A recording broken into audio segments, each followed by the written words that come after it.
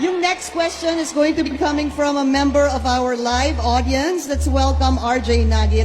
RJ is a medical student and a member of UST's Actiboto. And this question is for Senator Cayetano. RJ, what's your question? What do you think is the most appropriate penalty for graft and corruption? Okay. Lahat sa buong mundo, sa science ng criminology, it's not the actual penalty, but the certainty na mahuhuli ka. Sa Pilipinas, pag antibiotics, pandesal, ang nanakawin mo, sigurado huli ka.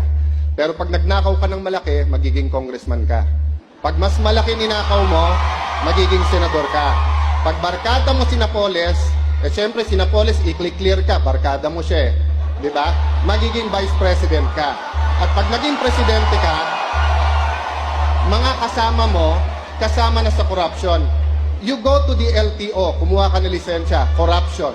You bumili ka ng bahay, sa taxes, corruption. Buong buhay natin corruption. Huwag na tayo magbulag-bulagan unless we change the system. So, we need to give Senator Marcos a chance to... No, I was just wondering kasi sinasabi ni Senator Alan, pagka malaking ninakaw mo, maging congressman, mas malaking maging senador. Is that how he became congressman? Is that how he became senator? Let me respond. That's not how I became congressman. It's not how I became senator. Well, mga kababayan, alam kong sa Europe nag-aral si Senator Bongbong kahit peke yung diploma. Pero Ibang issue na yan, Senator Alan. ang sinabi ko po na magiging congressman ka, that's sarcasm. Because it applies to many, not to all. Okay. Kung ako'y naging congressman dahil corrupt, di sana hindi ako sumama sa EDSA 1, EDSA 2, hindi ako lumaban sa corruption ni Binay, hindi ako lumaban sa corruption ni Arroyo. But Senator Marcos, nasaan ka pag corruption ang pinag-uusapan? Diba? Wala ka sa hearing. Sabi mo kanina, Senator Marcos, matagal tayong magkapartido, bakit ngayon lang bringing up? Naalala ko tuloy, nung hearing na Napoles, galit siya sa akin lumapit kasi pinapatawag ko yung isang Maya Santos.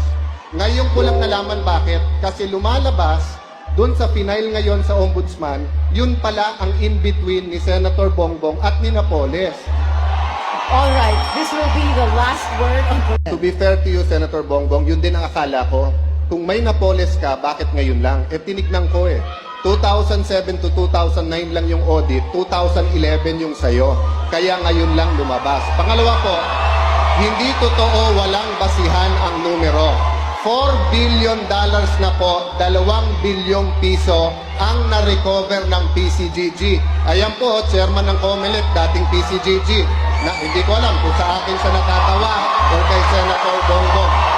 Pangatlo po, $1 billion ang ngayon pinaglalabanan pa rin ng gobyerno at ng Marcos family. Pang-apat po, sa SALN ni Senator Bongbong, 200 to 500 million pesos po. Never ka naman nagkatrabaho kung hindi sa gobyerno. Saan mo kukunin ang ganong kalaking pera? Meron po tayong kasama dito na pag yung ibang hearings nawawala. Kasi mga kaibigan ang nandun. Pag Coco Levy, nawawala. Pero nagulat po ako, mga kababayan. Sabi ni Senator Bongbong, wala daw bahid ang kanilang pamilya. $10 billion ang nanakaw nung panahon nila. 450 billion pesos. Nung isang linggo lang po, nagulat ako, 205 million po niligay sa Napoles na mga NGO. Pork barrel po yon ng hindi ng tatay niya, pero siya. Kung yun po ay hindi pa bahid politika, hintayin nyo maging vice president siya. Baka $100 billion na ang mawala sa atin. Alright. Tignan nyo po ang interview ng mismong nanay po ni Senator Bongbong. Sabi nung nanay niya, they practically own the Philippines, telecoms, all these businesses. It's all on the record. I-google nyo, yung may telepono po ngayon, i-google nyo yung recovered ng PCGG. But ibahin natin usapan, sabihin nyo nang hindi totoo. For the sake of this debate, kahit totoo. Anong hearing sa corruption nakita nyo nag-appear ang isang Bongbong Marcos? Kahit anong issue sa corruption, wala siya doon. Kami daw namumulitika kasi nilalabas